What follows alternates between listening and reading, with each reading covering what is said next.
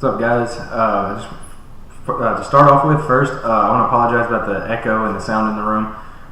It's a new studio. We haven't really had a chance to soundproof it yet. We're working on getting some soundproof, foam in here. It's a little bit more open. I might, on our Facebook, do a quick little walkthrough of the new studio that, we got here for not only Cerberus when we can get to it, but also for myself for the T. Curry podcast, the ones that y'all can know.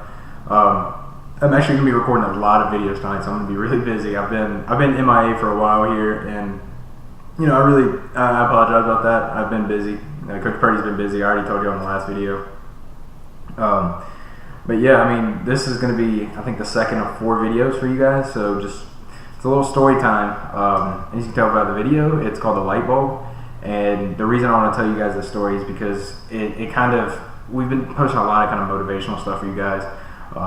A lot of, especially for younger wrestlers, y'all need to hear some of this stuff. Motivation for younger guys is just they put so much out there during the wrestling season that it is very difficult. Anyone in general, any athlete, when you work really hard at something and you don't get the result you want, it can be difficult. So coaches the same way. We struggle with not meeting our goals all the time, and we have to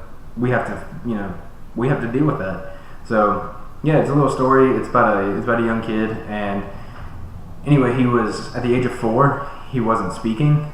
Everyone around, all the kids around him, around his age, were speaking very well, and he really wasn't speaking at all, for that matter. And then, fast forward a few years, the parents are sitting here looking like, man, he's kind of lagging behind. They put him in. He's in school, and sorry, Coach Purdy snapping me.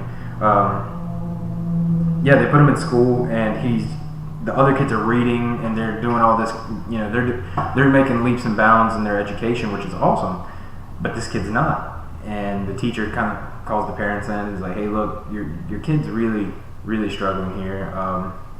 And this is an older time, so things are a little bit different, and you got to get the kid out of the class.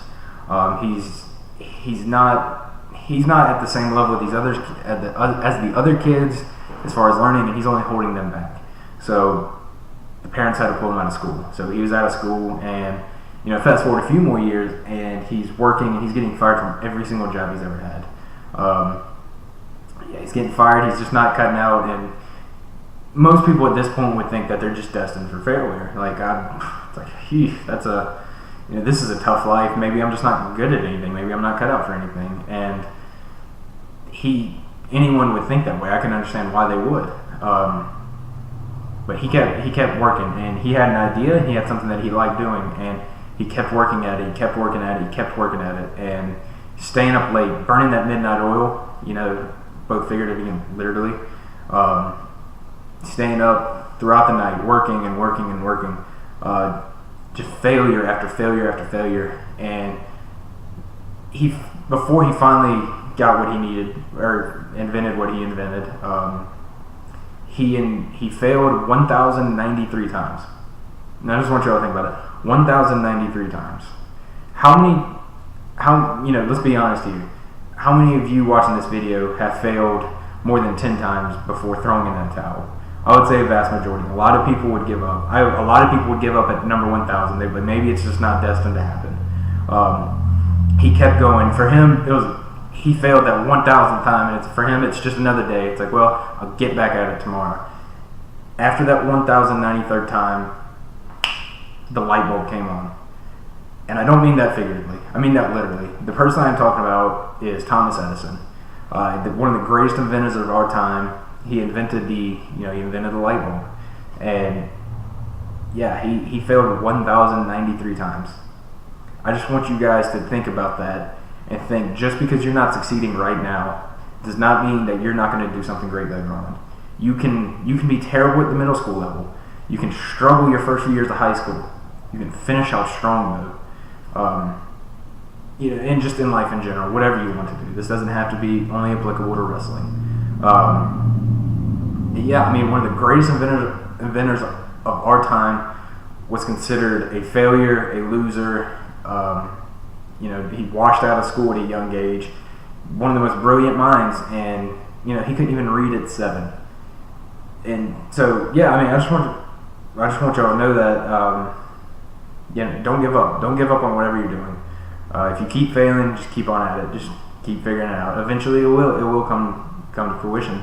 It may take 11 times, may take 100 times, it may take 1100 times. We don't know. But don't give up. I really hope you guys stick through everything. And I know people were thinking, it's like, oh well, that's Thomas Edison, he's an exception. No, not necessarily. We all have great things that are built inside of us. It's just a matter of pulling it out. And so yeah, like the video, guys, and go back and watch our other one about our new sponsor. It's a great step for us for the Cerberus Wrestling Podcast and / subcast as well.